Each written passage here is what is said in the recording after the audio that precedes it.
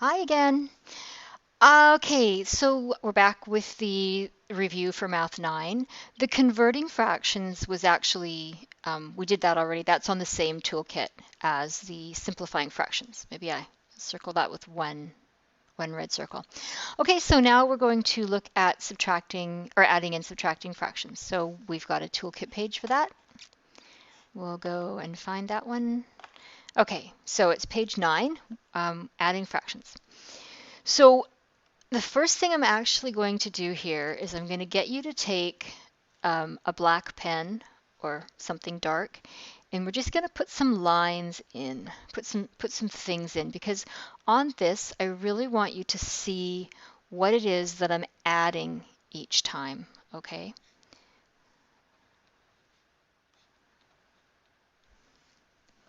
So I just want you to copy down everything that I'm writing here. It won't make any sense right now, but that's okay. Whoops, that's wrong.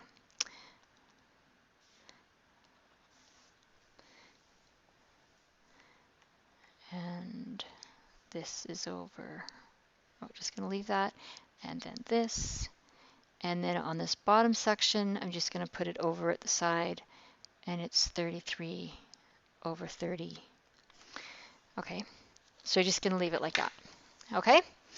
All right, let's do this. So what I'm doing here is showing you step by step so you can see what's changing in every step. And at the bottom of the page, I'll do the same example actually, but show you what the work will actually look like when you do it. Okay. This is just so I can break down step by step. Okay. First thing we have to do is find a common denominator. And I'm just going to get you to trust me for this right for now, the lowest common denominator. Oh, I guess I should put the question up. We are doing 14 over 15 plus 1 over 6. Okay. And our lowest common denominator is 30. And I will do a separate toolkit on how to find the lowest common denominator. But let's just use it first. Okay. So the first thing I'm going to do is write the skeleton equation with the common denominator. So when I change this, it's going to be something over 30 plus something else over 30. When you add or subtract fractions, you have to have the same denominator, okay? It's the only way you can do it. So the next step is to figure out what the equivalent fractions are. So I'm here. I want to convert 14 fifteenths to something 30th out of 30. So I have, the question is, what did I do to the 15 to get the 30? So I went 15 times 2 to get 30. So I multiplied by 2. So I'm going to do the same thing to the top. 14 times 2 equals 28. And the 28 is going to go right here.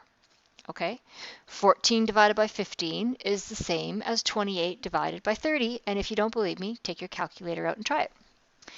Okay, the next thing, what did I do to the 6 to get to 30? Before, when we were doing the reducing fractions, this is actually unreducing fractions. This is going in the opposite direction. Okay, so what do I do to 6 to get 30? Well, 6 times 5 equals 30. So I multiplied it by 5. So I'm going to do the same thing with the 1. So I'm going to go 1 times 5 equals 5. And I'm going to put the 5 right here. Okay, there you go. So the next step, I want you to close your eyes and listen. I have 28 30ths plus 5 30ths. What do I have? If I had 28 bags of apples and you gave me 5 more bags of apples, what would I have? Well, I would add the 28 and the 5, right? So that's what we do. You can open your eyes again. And what we do is we actually add the numerators, 28 plus 5. And the denominator stays the same. It's still bags of apples, right? Or 30ths. I should pick a number that's easier to say. So 28 plus 5 is 33, and it stays over 30. Okay? Now, can I reduce this? So this one I can divide 33, I can divide that by 3, I can divide 30 by 3. That gets me 11 over 10.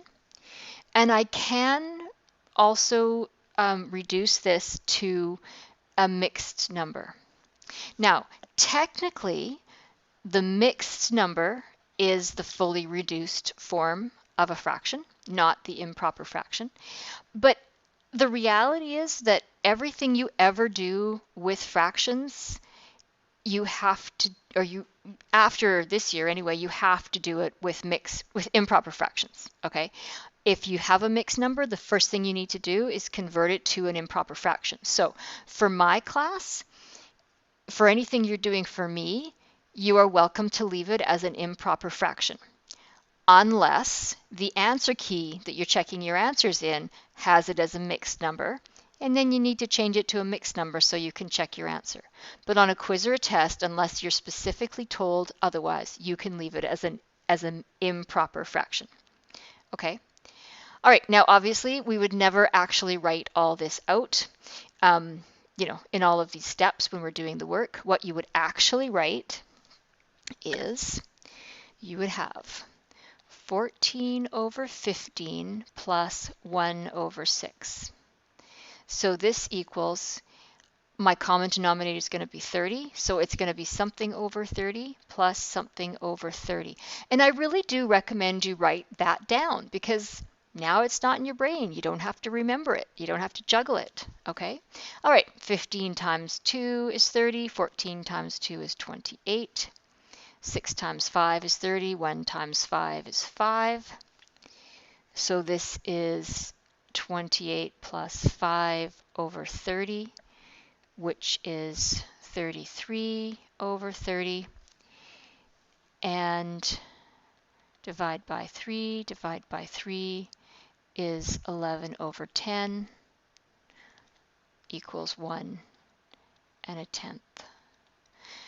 Okay. So just a couple of little things here. Just let me fix this. Okay. Either answer is okay. And if you're getting all of these right, you don't have to write that down, and you don't have to write this down.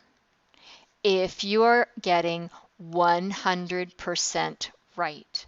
If you're not, you need to write these down, okay? And you cannot just write divided by 3 once, because that's wrong.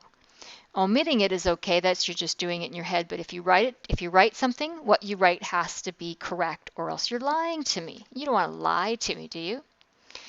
Okay, that is that for adding fractions. And I'm going to do, we'll just continue in the same video to do finding the common denominator. The common denominator can be, so first of all, a common denominator can be any number that the original denominators can be divided into evenly. So it's a multiple of both numbers. The ideal solution is to find the lowest common denominator, the LCD, because that's the smallest number that's a multiple of both denominators. And if you can quickly find the smallest number that will work, you're working with smaller numbers. You're always better off working with smaller numbers than bigger numbers. Okay, so if you see it right away, you're going to do that. So for example, if my question is, and I'm going to use the same question, 14 over 15 plus 1 over 6. So you're going to write or think multiples of the numbers. So multiples of 15 and multiples of 6. Now make sure that you don't forget the very first number, the number itself, because 15 is a multiple of 15. So we're going to go 15, 30, 45, 60. And then I'm going to stop because I don't know if I don't need to list all the multiples of 15. I only need to list it until I get one that's a multiple of 6. So now I'm going to go and do the 6's. So I get 6, 12, 18, 24, 30. Oh, hey, look, 30 showed up in both lists. Okay, so the smallest number that shows up in both lists is the one that you want to use.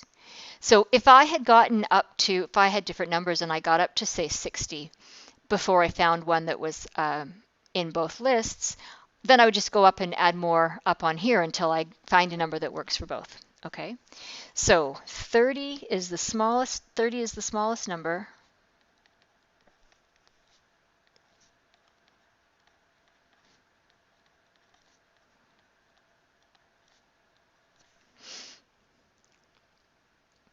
To appear in both lists.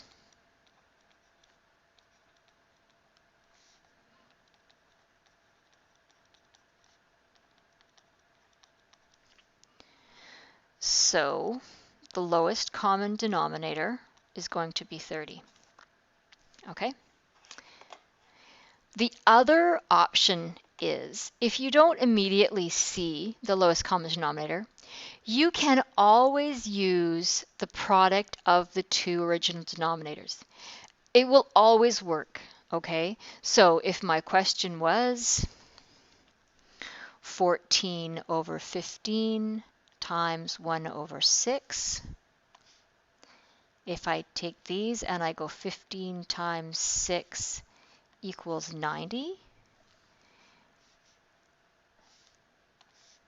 90 is a common denominator.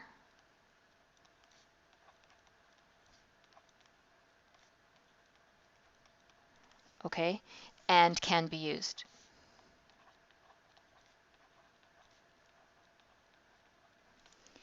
Okay, and just for fun, you don't need to write this down, but I just want to show you that what happens if I use 90 as my common denominator. So I have 14 over 15 plus 1 over 6. So I'm looking for something over 90 plus something over 90. I'm going to need my calculator here. So 90 divided by 15 is 6. Oh, okay. So 15 times 6 gets me 90. So 14 times 6 is 84.